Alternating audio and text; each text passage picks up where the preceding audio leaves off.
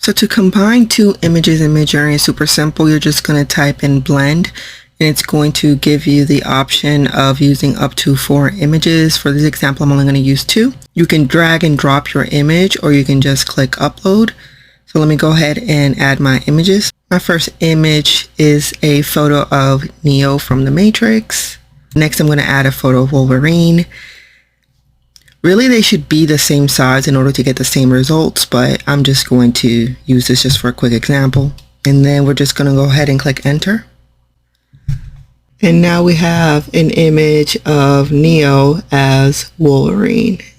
And this is my image. This is my Wolverine Keanu Reeves image. And this is how you simply combine 2 images, and it creates really cool effects. A second way to easily combine images is to just use the imagine prompt. And what you're going to do is you're going to copy and paste the link of each image. Okay, so here's what MidJourney came up with. It doesn't look anything like what I thought.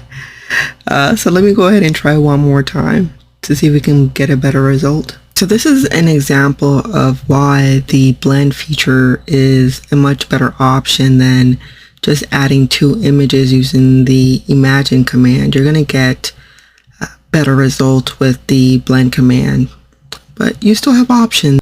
You can see my 2 images. I want to see how this turns out. Oh, I think it looks pretty cool. I think this is the best one that looks most like Neo's. This is a second upscaled image.